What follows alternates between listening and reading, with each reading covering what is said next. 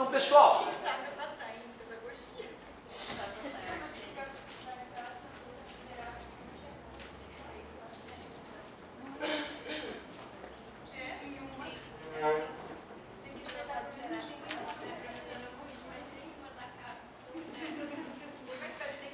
pois então, cara, tu vê, eu tenho o hábito, geralmente, né, de chegar no outro dia já agoniado para resolver.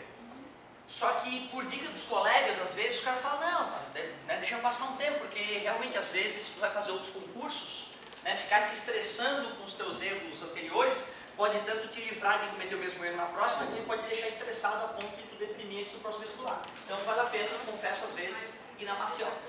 Certo? Se você depois individualmente quiser que eu resolva qualquer uma delas, né, a gente pode se esbarrar aí no recreio e eu faço uma mais para ti. Olha só, galerinha. Força eletromagnética. De eletromagnetismo, nós vimos que corrente elétrica gera campo magnético e aprendemos a calcular campo magnético em 3 situações. Fio reto e longo. Espira, que é um fio enrolado numa circunferência. Espira não tem o pi. E solenoide, que é quando eu pego um material ferromagnético no núcleo e faço várias voltas de fio. O solenoide. Isso foi o início do eletromagnetismo para a gente. Então pensem comigo. Se corrente elétrica gera campo magnético, e se eu tiver já um campo magnético externo, por exemplo, um ímã em forma de ferradura, polo norte e polo sul, as linhas de campo emergem do polo norte e vão em direção ao polo sul.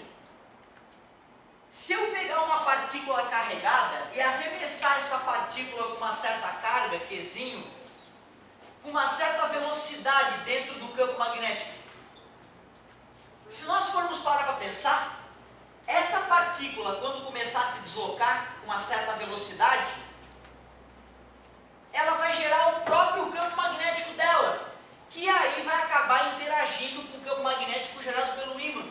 Por isso que deve acabar ocorrendo uma força eletromagnética. A força é chamada eletromagnética porque vem da interação de uma carga elétrica com um campo magnético externo. Se a gente vai para o laboratório e faz experimentos com cargas sendo arremessadas dentro de campo magnético a gente representa pela letra B de bio. O que a gente percebe? A gente percebe que a força eletromagnética é diretamente proporcional ao ou a o que a gente percebe no laboratório? Que se eu dobro a carga da partícula que arremessei no campo magnético, a força que atua nela dobra, se triplica. Então a gente percebe que há uma proporção, né, uma proporcionalidade direta entre a carga e a força que atua na carga. Se a gente dobra a velocidade da partícula, mantendo a carga constante, mantendo o campo magnético constante, a gente percebe que a força dobra. Se triplica, se quadruplica. Então a gente percebe que a velocidade da partícula também é diretamente proporcional à força eletromagnética.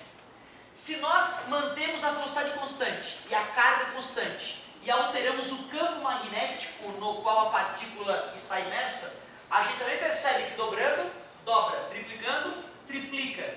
Portanto, a força eletromagnética também depende diretamente proporcional do campo magnético. Pois não. É que assim, essa parte ela foi tão rápida, eu acho, né? Não sei se eu cheguei a contar essa história toda.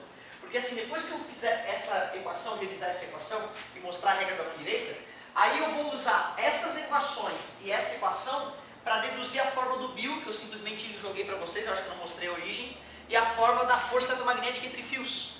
E aí sim, nós já vamos, vai ser rapidinho, eu não vou ser tão enrolado de repente.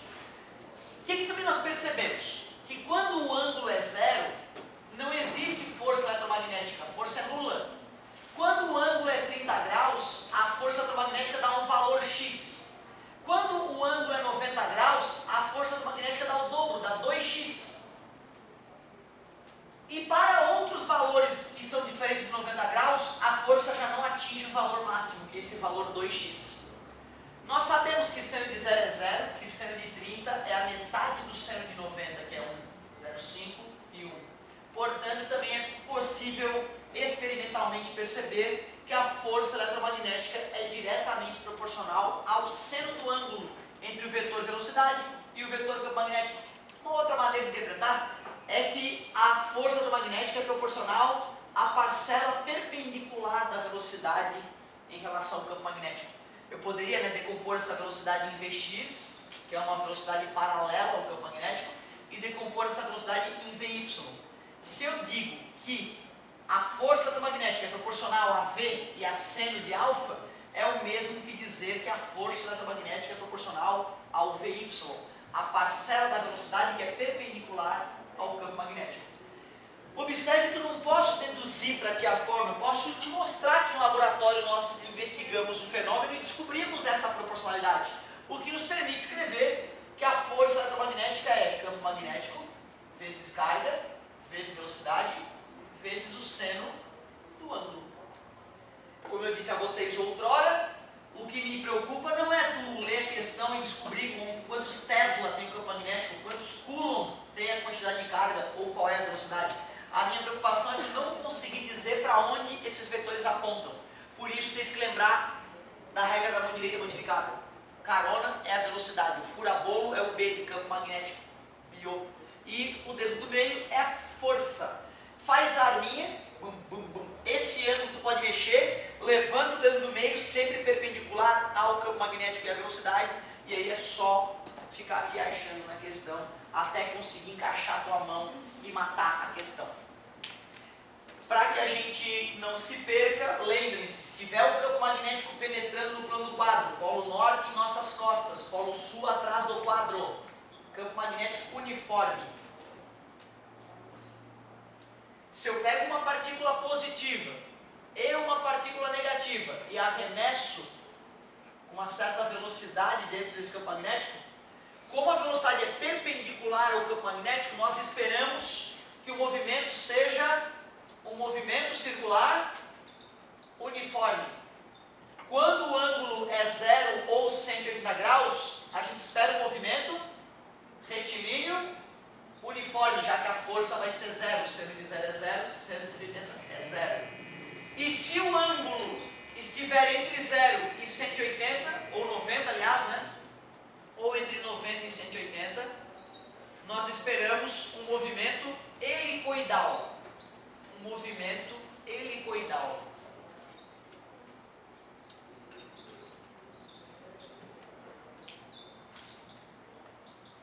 Para onde mesmo essas partículas giram? Vamos ver. O dedão é a velocidade, o campo magnético está apontando para dentro do quadro, o dedo do meio mostra para onde a partícula positiva vai ser empurrada. Ela vai girar para a esquerda, vai ficar descrevendo um movimento circular nessa posição. Já a partícula negativa, ela vai ser empurrada no sentido oposto da partícula positiva, então a força vai opostamente ao dedo do meio, ou se vocês preferirem, podem usar a regra da mão esquerda, para saber para onde é que a partícula vai girar. Nesse caso, onde a partícula descreve um movimento circular uniforme, a gente pode fazer uma igualdade entre a força eletromagnética e a força centrípeta, que é a força resultante no movimento circular uniforme. Quando a gente fez essa igualdade, campo magnético vezes carga, vezes velocidade, vezes o seno de 90 graus, é igual a m v ao quadrado sobre r. Nós cortamos a velocidade com a ao quadrado, o seno de 90 é 1, e eu contei para vocês a fórmula do... Esqueci o... Contei? Habib me vê kibe. É a formulazinha que às vezes na hora do desespero pode nos ajudar. Não se esqueçam, essa fórmula não serve só para calcular raio. Serve para calcular raio, massa, velocidade, quantidade de carga ou campo magnético, desde que eu te forneça todas as outras grandezas. Na próxima aula, eu vou pegar a fórmula da força eletromagnética e vou deduzir outras duas fórmulas aí que aparecem na apostila de vocês, talvez alguma até que não apareça. E aí sim, nós vamos revisar a lei de Faraday, a lei de Lenz e mostrar como é que funcionam os transformadores, para já encerrar a nossa física C. Na última aula, a gente dá uma palhinha de física 7D. Muito obrigado pela paciência e pela atenção, daqui a pouco nós estamos juntos.